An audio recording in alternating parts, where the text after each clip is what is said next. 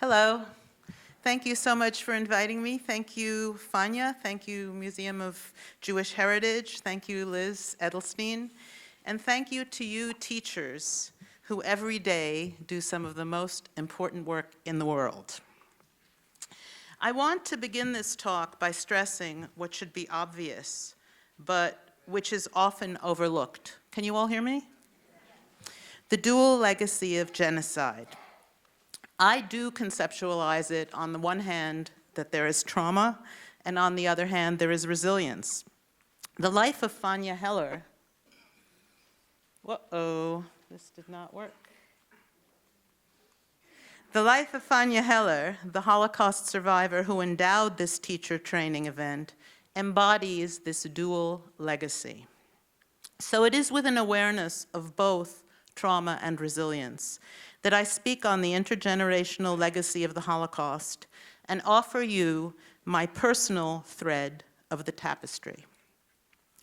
I was born a Czech Jew, the descendant of 300 years of Jewish life in the center of Europe.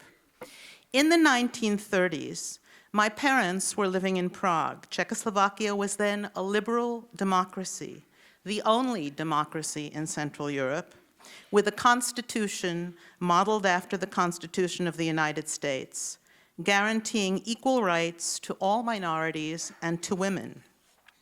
It was culturally, militarily, and politically allied with France and Great Britain.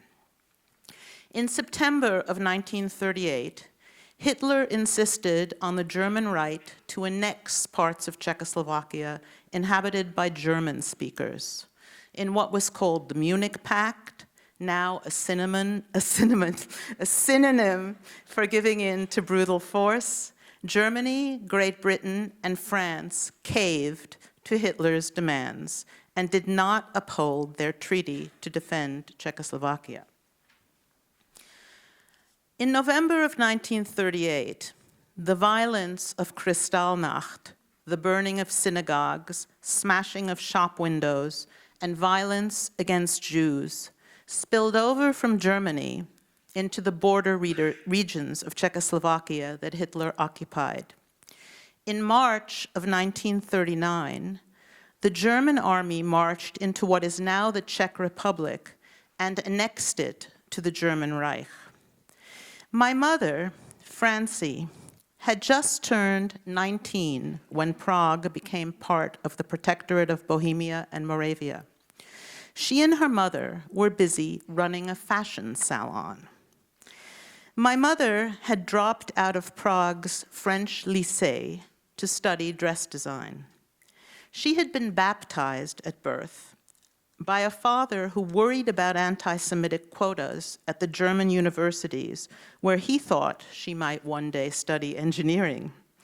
But he didn't worry so much as to change his or her family name, Rabinek, which in Czech means little rabbi. My mother thought of herself as Czech that March of 1939, just as I think of myself as American, and I'm sure many of you do too.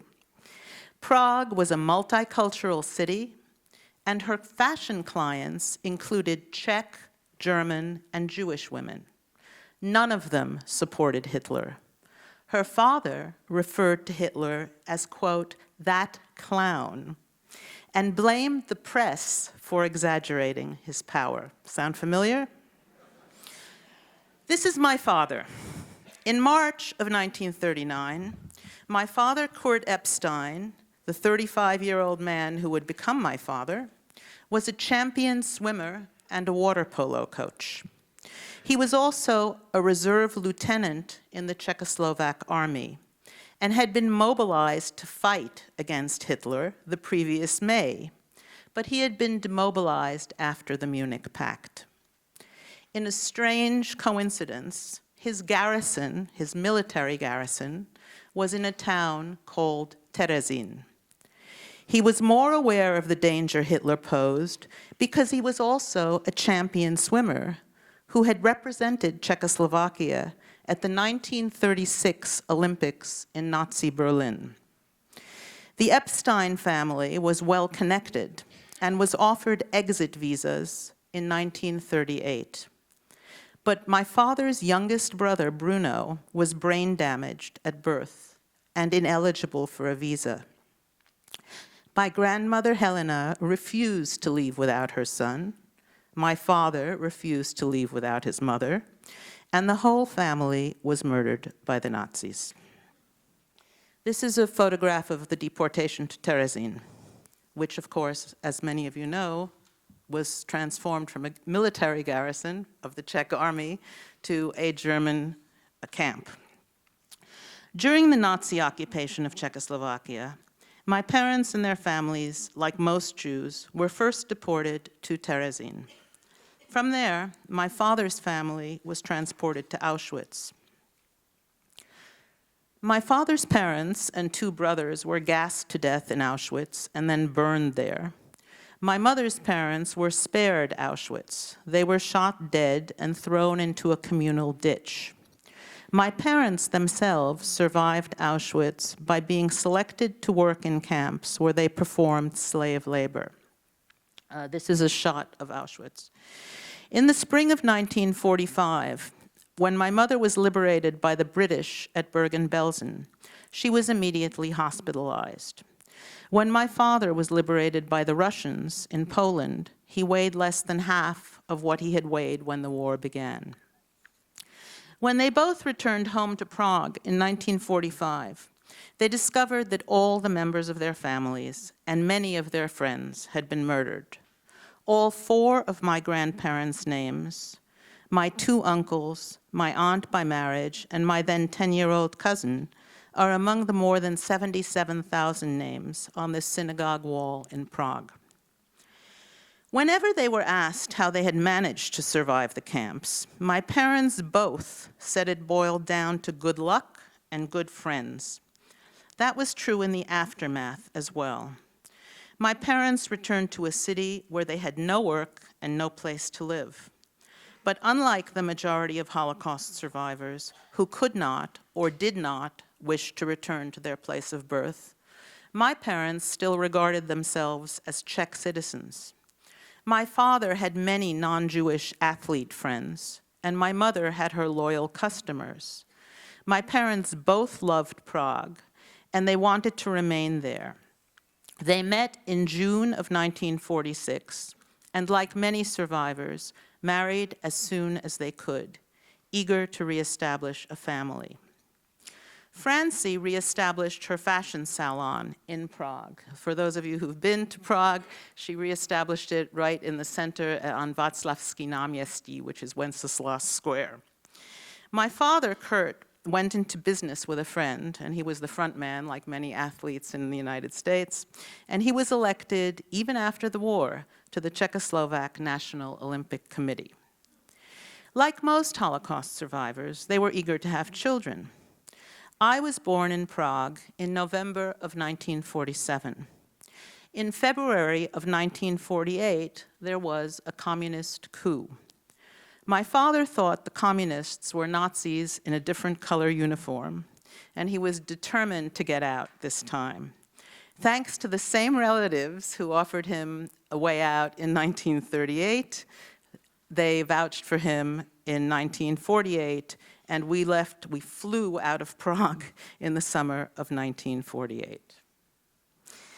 Unlike the vast majority of Holocaust survivors who were officially displaced people, my parents were Czech citizens who came to the United States sponsored by a relative as legal immigrants. Still, they had a very rocky time.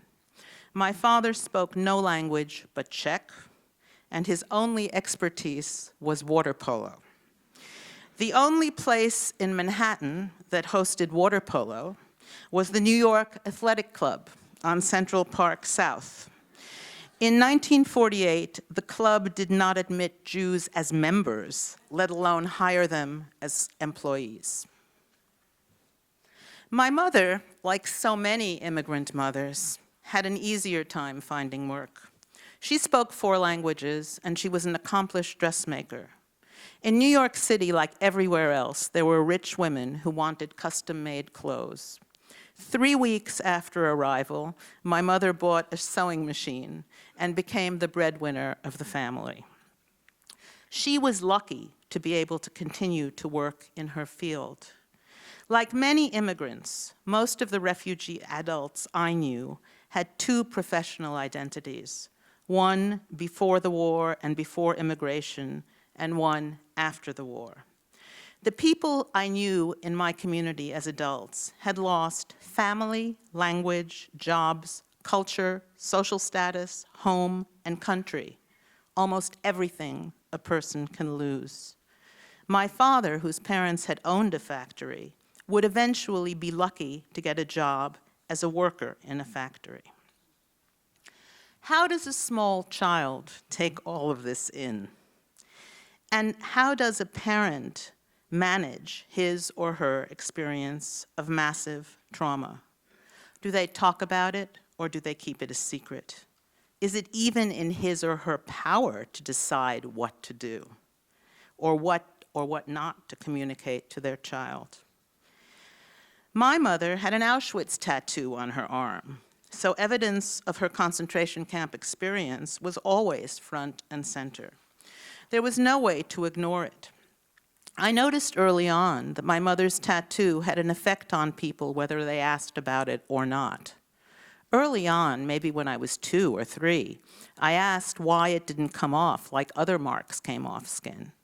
She answered my questions, perhaps in more detail than was best at the time. I feel like I've always known about what we now call genocide. My parents also behaved in ways that betrayed their years of persecution. They had nightmares and were accosted by grief on anniversaries of their parents' births, or anniversaries of their parents' deaths or supposed deaths, or at Yom Kippur, or on other significant dates. Sudden noises reminded them of bombs or shooting. Foods I loved, innocuous foods like carrot cake, had been made in Prague when butter and eggs were off-limit to Jews, and my mother hated carrot cake. Trusting other people, especially people who had not gone through some kind of major suffering, was difficult for them. Separations were often viewed as versions of death. Early on, I understood that my job was to be healthy, happy, and a justification of my parents' survival and emigration. Listening to their stories, I also understood, was part of the job. I became the keeper of family and cultural memory. I am the oldest child in my family. I am the only daughter in my family. I have 2 younger brothers. Unlike other adolescents of my 1960s generation, including my rebellious younger brother, I did not rebel against my parents. I took on their values, their opinions, and their worldview as a way to show solidarity and love. It's important to point out that I myself felt safe from Nazism. I grew up here in New York on the West Side and attended PS 87 and then Hunter High School. I was never hurt, bullied, or even called names because I was a Jew. That was not the case for many children of survivors who grew up in Europe, South America, or even in Israel. I grew up with I'm the one in braids. I grew up with all the accoutrement of a middle-class American child. From the outside, I and my family looked like any other American family. At home, it was a different story. There were unpredictable reactions to ordinary things. This elegant, glamorous persona of my mother, the dress designer, coexisted with a less comfortable private reality. My mother was chronically ill and sometimes suicidal. A roof had fallen on her back during the war, and she was almost never without some kind of pain. She worked hard, but she was also depressed, sometimes violent. I remember her opening the car door and threatening to jump out when we were driving across the George Washington Bridge. I remember her endless chain smoking and explaining that she couldn't quit because cigarettes were the only things that had calmed her down when she was forcibly separated from her parents in Terezin. My father was a different story. My father's athletic discipline served him well, probably his military discipline too. He took pleasure in ordinary things, like a sunny day or a long swim. But he was unemployable for a decade because he could not tolerate taking orders from anyone. It reminded him of the Nazis. I was 13 or 14 before he found a safe haven as a cutter in New York's garment center, and we could count on his income. My relationship with my parents, like that of many children of survivors, was highly charged. Most children idealize their parents, but few grow up in awe of them. My parents survived starvation and escaped gas chambers.